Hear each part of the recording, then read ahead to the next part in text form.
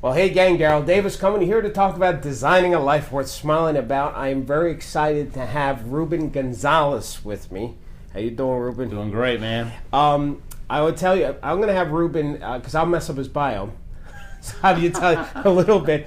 Well, here's what I know. I know that you have a record of being in 4 Olympics over 4 decades. Is that right? Right. And as you can, and not too long. When did you start? How old were you when you? Well, my first one I was 25 years old. My last one I was 47. Everybody thought I was a coach at the Olympics. That seemed like what? That's not normal, right? No, I mean, I'm not it's- into sports, so but from what I understand, you got to be young. I mean, most people get into. I felt like Dad visiting all the kids in college, because everybody's in their 20s.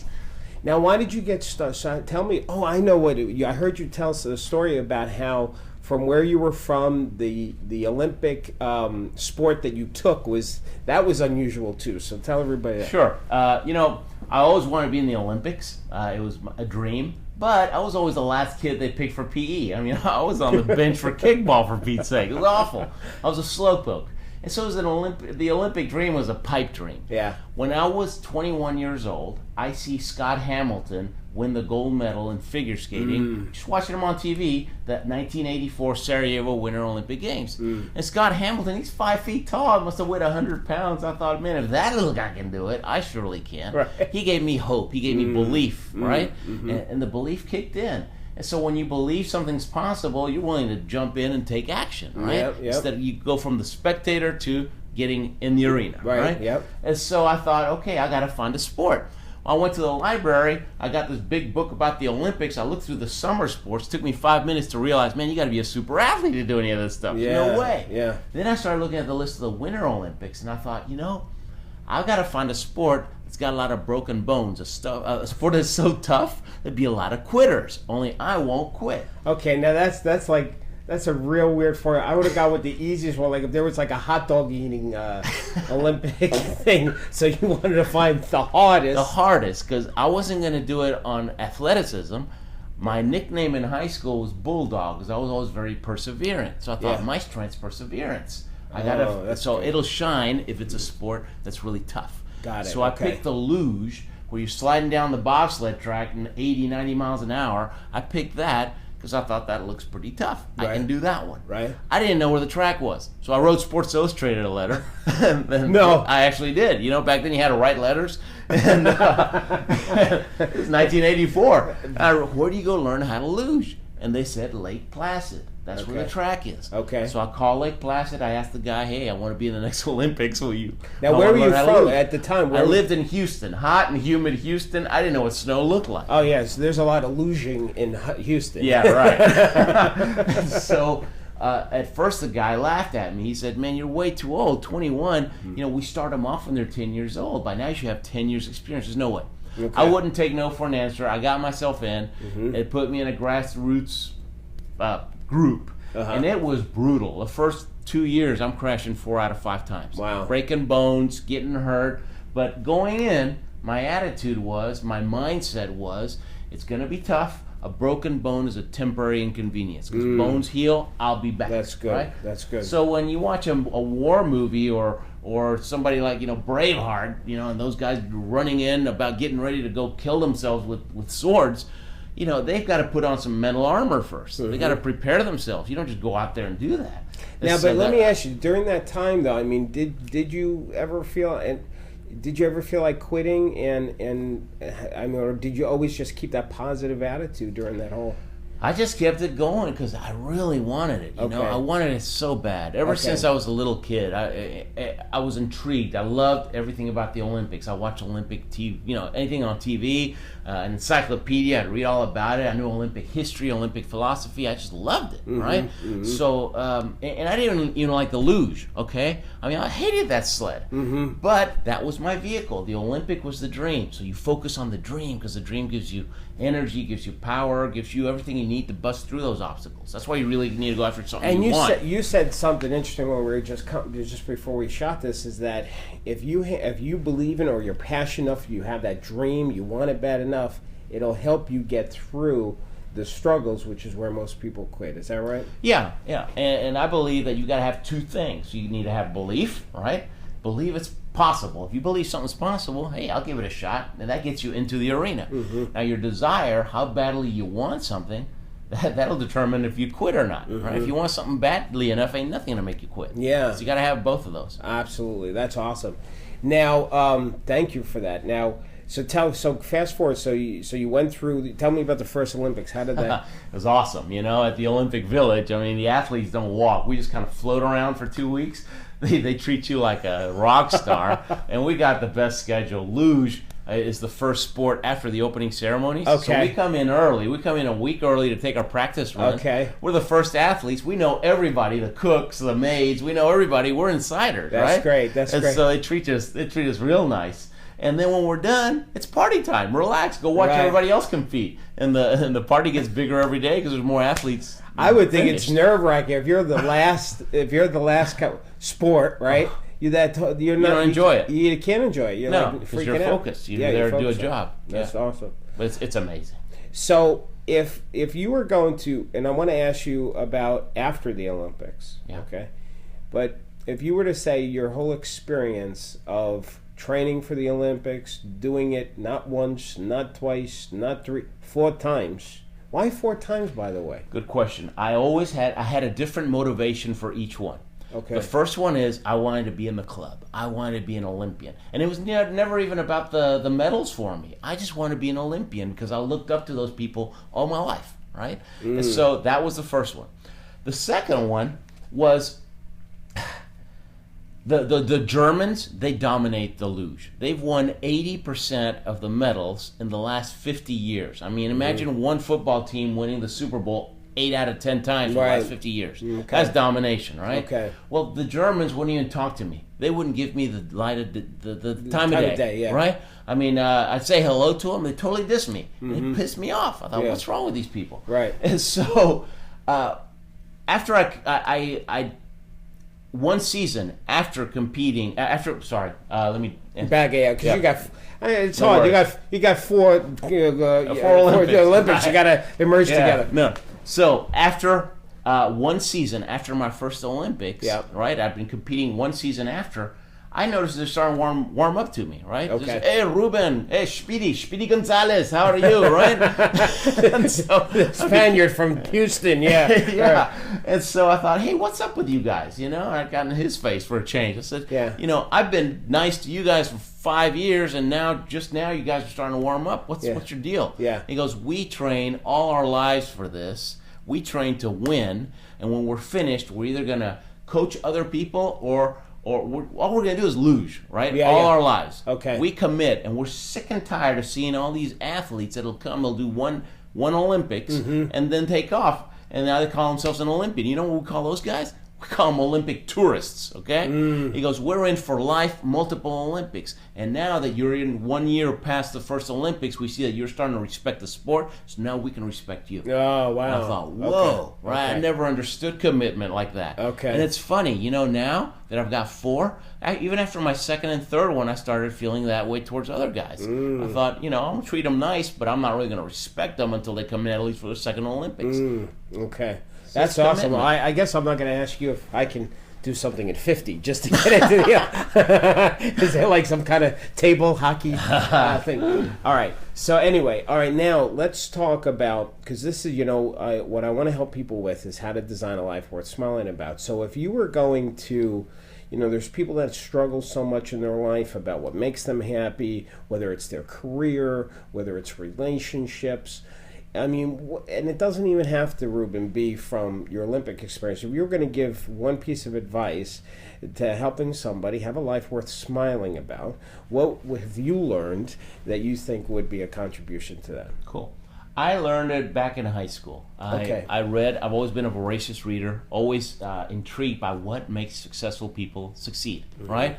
We live in the land of opportunity, but not everybody's rich. What's up with that, right? So what are these guys doing that these guys are not doing? And so I read this survey back in high school where they surveyed a bunch of octogenarians, 80-year-old people, and they asked them, what's your biggest regret? And the number 1, number 2 answers was not spending enough time with my family, and playing life too safe, not taking enough risks. And so back then in high school, after reading that, I vowed that I would design a life, and anybody can design a life, right? You just plan it out, and you right. And so and so I vowed back then, when I'm 80 years old, I'm not going to have either one of those two regrets. Yes. Right. Okay. And so how did I do it? Number one, whenever I have an option, I always take the riskier option, right? Yeah. And so I'm always running the daylight. Everybody says, "Hey, Ruben, you're so lucky." No, I bumped myself along the way, but I'm always going for the hardest one because that's going to be a life of adventure. And as far as spending time with our family, we've homeschooled our kids from day one, right? Yep. My daughter Gabriella is 15 years old. My son Grayson, he's 10, and we teach them our values. I office out of the house. Man, I spend so much time with them. It's crazy, right? But That's it's great. That's right? great. And so I would say figure out what's important to you, and then, design a life that'll help you reach that goal. Now, next question. After the Olympics, after the fourth time, what did you do as far as a career? Now I know you're a motivational speaker. Now I know that you've written a book or several books. I lost count. All right, so you've written a few, and did you leave the Olympics saying I'm going to be a motivational speaker? Or was there something in between? I'm a shy guy. I mean, nobody believes me, but I'm a shy guy. One-on-one, I feel great. Okay. One-on-5 people, I become the wallflower, right? You've seen that, having dinner with people before. Well, I just kind of get quiet, right? Well, I always think you're observing. That's what I always I'm observing. I'm an observant guy. I'm not a shy guy. That's right. That's quite observant, yes. So, anyways, when I was right after the Salt Lake City Olympics, number 3, actually right before, this little kid in my neighborhood, a little 5th grader, he says, "Hey, Ruben, when you get back from the Olympics, will you be my show and tell project at school?"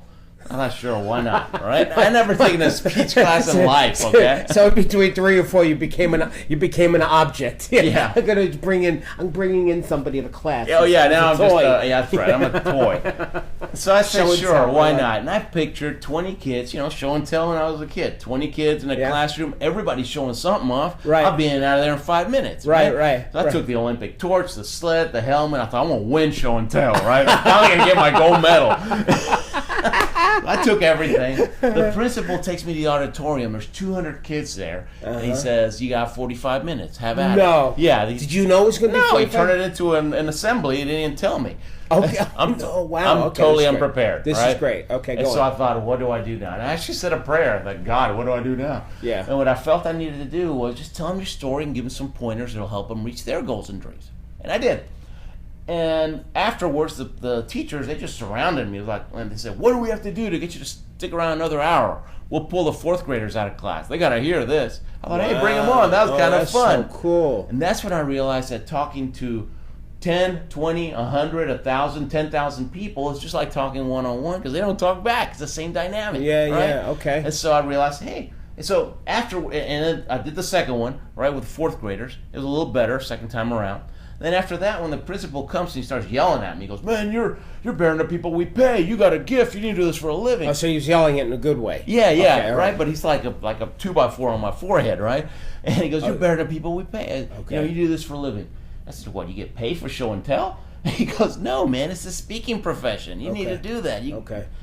And so he got me thinking, and for the next 3 days, I thought, I'll being myself out there. I'm having fun. Who knows? Maybe I can inspire some people to really go for it. Now, let me just put a pause here for a second. Because I didn't ask you this question, while you were doing the Olympics, for a living, what were you doing to pay money? A lot of jobs. I mean, the running joke in my family was, how many are we up to now, right? And I've had about 20 jobs over my life. Highly unemployable because I'm so driven and so self-reliant, which is good, but also very independent. I don't like people telling me what to do. Right? Yeah, and it'd be hard to see you working for somebody, your character, the way, at least how I know you, because you are full of ideas and I think you're very outgoing and incredible, inspiring to people. All right, so go on. So you've had a lot of jobs, but I'd been selling copiers for a couple of years. Okay. That's what, knocking on doors. I mean, if you look at the picture of downtown Houston, the skyline. I've knocked on every door of every floor of every building lots of times. I mean, that's what I did. Okay. And so, but I thought about it for about 3 days. I thought, man, if maybe this is my chance. This is my chance to have my own business, which I always wanted because I needed that freedom. I didn't want somebody doing that to me, right? Right. And so I quit my job. And overnight, Gabriella was about 1.5 years old. Overnight, we got no income, no health insurance, nothing, right? Mama was not happy that day. Like a really bad luge crash. But I believed. Job number 21, honey. I got it. I'm going to be a motivational speaker. That's right. I'm going to speak to people. I can do it. So, okay. But I believed. And so I started calling on schools. And back then, schools had budgets. So I was picking up $500 a year, $500 there. And it was good. Living the dream, right? Yeah. Well, when summer came, the Olympics are in February, right? March, April, May, I'm doing great, speaking at schools, making money, but I forgot the summer's going to be a little slow, right? Vacation. Right. And so we didn't make a buck all summer. I'm $50,000 in credit card debt from the Olympics. Okay. And by August, we're on food stamps. Top of the world in February at the Olympics, food stamps in August. Wow, right? you this got to sink in. I mean, that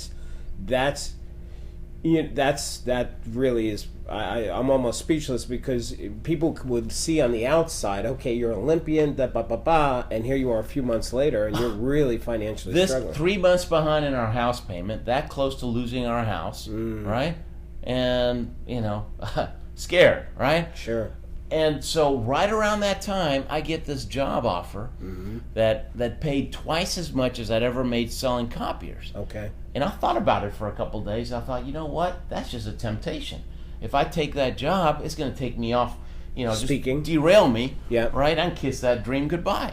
Okay. So I didn't take the job. Okay. I figured, hey, in a couple of weeks, school start up again. I'll be able to pick up a few bucks here and there and survive. But in the meantime, I got to figure out how to get into corporations because they've got deep pockets and figure out how to do this, right? Okay. And so it doesn't happen again next year. Okay. So I made a tough decision, but it's important, you got to make the tough decisions to get from point A to point B. You have to. You got to have that mental toughness, and you got to be able to manage your emotions because it's tough. I mean, my kids, ever since they were little, I've always told them life is tough. You wouldn't expect a motivational speaker to say that, but I tell them life is tough. We're going to be tougher, right? Life's going to knock you down. You're going to have bloody knees, but we're going to crawl up, stand up, dust ourselves off, and get back into that game because that's what winners do. All right, so what happened now? So the school, the summer, you made it through the summer, and then what happened? So we're on, still on food stamps. And the worst part about food stamps is when you go to the grocery store. Yeah. Oh, because my wife, she sent me to do the shopping now, right? Yeah, she didn't want to do it. Sure. You have to experience this, Ruben. It's an experience, here baby. Here you go, honey. Here you go. Yeah. Oh my gosh, you're checking out and the girl's looking at you and you know what she's thinking, man, you look healthy, you must be really lazy, right? And you feel like a little ant. Yeah. And so I realized, man, I'm not even taking my own advice. I tell everybody they need to find a coach, a mentor, somebody that's already done what you want to do, right? You find somebody that's done what you want to do, they'll show you how to do it. That's the shortcut. That's the only shortcut out there, right? Okay, yeah. And I'm not even taking my own advice. I can tell a good story up on stage, but I don't know how to build a business. So I thought I got to find a mentor, a coach. Because so you recognize that you were strong at, so you've got that you're strong at speaking, inspiring, making a difference. Yeah. But you realize that running a business and that skill set you weren't good at. Right. All right. So instead of trying to get good at it, takes too long. You did what?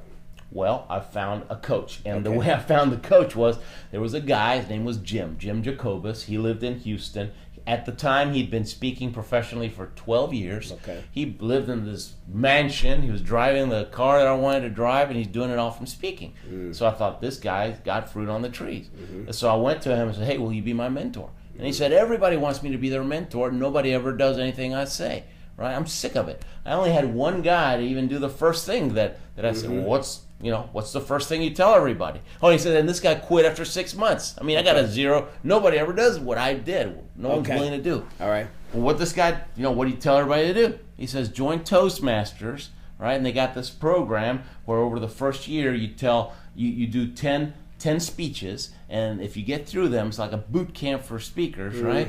After 10 speeches, they give you the certificate, and that's like level 1, right? Okay. And it takes a whole year. This guy was so hungry, he did it in just 6 months. I didn't know you could do it in 6 months. So, okay, well, I'll see you in a couple of months, right? I just assumed the sale, right? I didn't ask him, well, if I do it, Right. And so I joined 4 Toastmasters chapters in Houston. I knocked it out in 2 months. Right? Wow. Right? And I got my little certificate. Never been back. I can't stand Toastmasters, okay? I call them the speaker Nazis. Every time you or ah, they ring this little bell. They drive you up the wall. Yeah. But I got my certificate. I went to his office. I tossed it on his desk. I said, oh, listen, man, I'll do it. You tell me to jump off a cliff, right? That's great. Shave my head, wear lipstick, and make me a better speaker. Let's do it right now. He says, okay, this is what we're going to do. We're going to meet once a month. You got me for an hour. You take me out to lunch. You bring a pad of paper with all your questions. I'll answer everything you got. And at the end of the hour, I'm going to give you an assignment. If you ever come back the next month, you haven't done last month's assignment, it's all over. Wow. Because I don't want eternal learners. I want action people. Okay. I said, hey, sounds good, but I can't afford to buy you lunch. I'm on food stamps, man. Now, I'm assuming that you probably did a lot of his homework that he asked you to do. You stuck with Did it all. All right. First time we met, you know what his assignment was? What? He didn't even ramp me up. He says, I don't care if you're a 10-time Olympian, unless you write a book, no one's going to take you seriously because an author is considered the authority of his subject. He wrote the book on it. It'll open up doors. He's going on and on about the book. I said, I can't write a book. I made C's in English. He says, you got a great story. You write your book. We'll give it to a bunch of A students that clean it up for you. Okay. Wow, I didn't think about that. He goes, yeah, it's called editing, so shut up and sit down. I was like that. Wow. When I wrote the book, I got some help from those A students, and The Courage to Succeed became an international bestseller. I mean, it's been translated to a bunch of languages. What's the name of it again? The Courage to Succeed. The Courage to Succeed. Because I believe you got to have courage. You have to have the guts to get started. It's scary to get started. That takes courage, right? Wow. And you got to have the courage to not quit. Now, do you think that going through the Olympics and that what it took to get trained, do you think that helped you to be mentorable? Yes. Most athletes are very coachable, right? They understand the value of a coach. In fact, when we take a luge run, and this is I've got friends that are fighter pilots, and their process is very similar. We take a luge run, which takes about a minute, and the coaches in 2 or 3 spots, coaches are videotaping you as you zip by. Okay. You get to the bottom, first thing you do is you pick up a walkie-talkie. Right, and you talk to coach. Okay. And he tells you where you screwed up and how you need to do it better. Wow. You're a little bit late. You need to steer 2 feet earlier, right? 2 feet, 90 miles an hour. Yeah, thanks. How am I going to do that? But anyways, and then you go up, and you change, you go down, talk to coach at the spot where he just saw you. So as soon as you do it, you get coached. I get coached right there, and then I walk down to where he saw me go by, and I watch a bunch of the Germans go by, right? And he says, look, this guy, that's the proper line. No, he was a little bit too low. He was a little bit too high, right? Now I'm getting a visual. Okay. And then when we get back to the room after dinner, we watch videos. And we're not watching, movies. We're watching videos of our training runs so we can see ourselves where we messed up. Now, let me ask you a question. When he did that, your coaches, or did you have more than one coach? Okay. So when your coaches did that, did they have a focus on what you were doing wrong and to improve, or did they try and balance it with here's what you did right and here's what you did wrong? No, they were tough. They were tough. I mean, my coach was a 4-time Olympian and a 3-time world champion. Okay? I mean, the best. I've got a couple of 1,000 runs under my belt over the years. All right. And I guarantee you that my best run ever, the one that I'm proudest of and I nailed and I felt so calm, he probably thinks it's totally mediocre. Wow. Seriously. Wow. Yeah, it's a different level. He's Michael Jordan. I'm somebody in the NBA. So you don't become an Olympian or the best in your field without really picking apart those little things that you didn't do well. My gosh, and it's constant improvement. Every single day, constant improvement. And the improvements are tiny, right? But then again, the difference between making the Olympics and not, I mean, at the last Olympics, they only took the top 40 men in the world, right? The difference between 40 and 41 could be 1/100th of a second, could be 1/1000th of a second, just like that, over a whole season. Wow. Right? And so, and number 41 gets to watch it on TV. That's a big difference. Oh my gosh, I could not. I don't know what that would feel like if I were number 41 watching the television. I probably want to. Yeah. You know, I tell people that even number 41, he's going to feel sick inside, right? He's going to feel, awful. Yeah. But he can look at himself in the mirror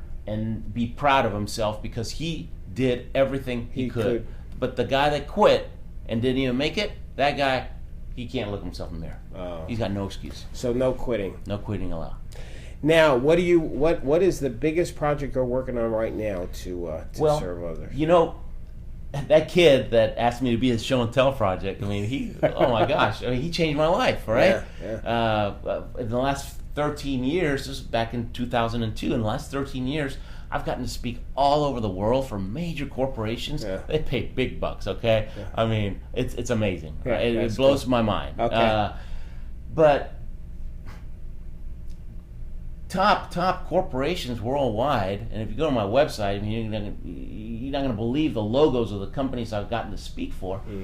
When it comes down to it, they're trusting me, they're hiring me to come and talk to their people to help instill some of that drive and some of that mental toughness, right? And try to help them become more like an Olympian, think more like an Olympian so that they can reach their goals faster, right? Okay. But there's only so much I can do in a 1-hour keynote when I'm speaking to a bunch of people, right? And so I might get them excited for a couple of weeks, but I really don't get to work with them. Okay. And so I put together a thing called Ruben University, RubenUniversity.com, right? Or if you can't spell like me, just make it RubenU.com, right? Okay, all right. But I got 3 programs, right? Silver, bronze, and gold. Of course. And there's something for everybody, right? Depending on your level of commitment, right? You want to start at a silver and then build up, or you may say, hey, I'm a gold. Let's not waste any time, right? Okay. But where I can help you out. Awesome. And it's all about developing that mental toughness, helping you think like an Olympian, so that when something bad happens, and it's only a matter of time, it's just life, you're ready for it. And you know what I've learned, the more I get to know you, Ruben, there's the results that you produce that's based on the actions you take, but the actions you take is based on that mental toughness. And you've got great mental toughness, and I can see that this would be so valuable in helping other people develop that mental toughness so they can take the actions they know they should be taking. That's it. To get the results. And it keeps you going. Keeps you. My kids have been doing judo for 4 years at the Olympic Training Center in Colorado Springs. No. Their coach, Gabriella, my daughter, is state champ in her weight class. Wait, we've got Gabriella. I want you to come over here. Come sit next to your father. Come sit right here. In the middle. You come Careful here. With that. Yeah, because we're gonna interview his daughter now, maybe. Okay. So Gabriella, she's 15 years old. She's a co-author with me on a book where we interviewed 50 Olympic athletes, big names, from all over the world, and we asked. And this was her idea. When she was 9 years old, she said, "Daddy, I want to write a book, right? I want to interview a bunch of Olympic athletes and ask them how they overcame their challenges." And so Gabriella and her younger brother Grayson, who's 10 years old, he was state champ last year, right, in his weight class. And so, but they train at the Olympic Training Center under the U.S. Olympic coach, a guy who competed in the Los Angeles game back in 1984. He got the bronze, right? And I've told them both. I said, look, you're into judo now, but don't feel like you have to go to the Olympics. If you get over this judo phase, let me know. Right? But I want you around champion mentality, champion thinking, because the things you learn by hanging around those people, you're going to have that for the rest of your life. Now, how come, first of all, how old are you now? 15. And why judo? Actually, my brother, he discovered it. There was like an Olympic day, wasn't it? There's an Olympic day. And at the Olympic Training Center. And so he went, and I guess one of the seniors had Grayson throw him, and he was like, I just threw like this humongous guy. And he was all like, I don't know how old he was that. He was 6 years old. He turns around at me and goes, I want to do judo. So he talked to his sister. He's the salesman, right? He talked his sister into it. Yeah. That's great. That's what the Olympic Training Center is. Now, what does that feel like, training at where Olympians have trained? It's so cool, and they're still training there. We have Paralympians that went to the Olympics. They came back. They take pictures of their medals with us. They're still practicing there for Rio. Is that for Rio next year. Oh, wow. So cool. Now, when can you qualify to, what age do you have to be to get into the Olympics? I have no idea. In judo, idea. Judo is an older sport, so in her case, it'd probably be mid-20s. Okay, all right. So that'd be a lot of Got practice 10 years and training. easily. Yeah. 10 years. 10 from years. now. Now here's what I'm curious about. So you're homeschooled, right? And how does that feel? Like, do you miss? How is that for a child? Because most kids you talk to, they go to school. Right. How do you feel about not doing that and being homeschooled? I like being homeschooled. It's fun because I get to be with my parents a lot, and I go to like an enrichment program, so I still have a ton of friends and friends from judo. Okay. I really like it. Yeah. Yeah, so you still have your friends, so you're not missing that piece. Right. I guess if you didn't have that, Yeah, that'd be hard. then it'd be like prison. Solitary confinement. Solitary confinement. A couple of bad wardens. Well, I think this was awesome. This was so great, and I'm so glad that you jumped in. This was totally unscripted. But if you were going to say, Ruben, like one thing that you'd want to wrap up, even with kids too. I mean, because you've spoken to kids so much, and I'm not saying to speak to kids, but the parents. If you were going to say something that you've experienced as a parent, because you obviously have a close relationship with your daughter, and I'm assuming also with your other child, and I think parents, that would be good. If you could give a parental advice, what would that be? You know, sometimes kids can give parents advice. One thing that I noticed in my speaking career is when I spoke to kids in elementary school and you ask a question, hundreds of hands going up, and they wouldn't, you had to be careful because they just keep asking questions. Okay. Right? Okay. When you go to high school, just a few, right? They're starting to be afraid to ask, what are your dreams? Right? And Not you speak cool. Right. You speak to adults and you ask them what their dream is. I don't even ask anymore because they quit on their dreams, right? Okay. And so kids lose, life stomps the dream out of them. Mm-hmm, and so I try to, turn that around a little bit.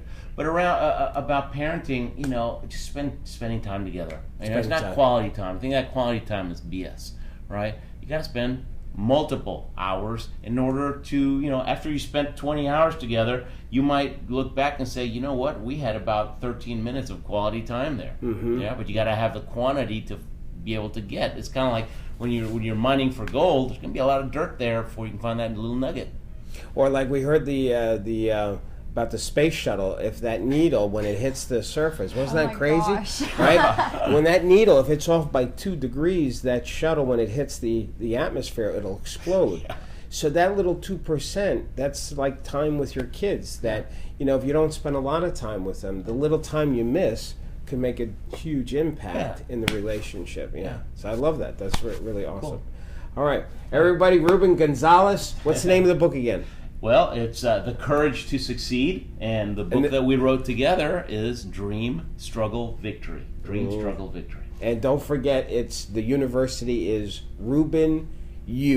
Right? RubenU.com. Right. Pretty easy. Thank you. Man. Appreciate it very much. Thank you, Gabrielle. You're awesome. All right. Thank you, gang.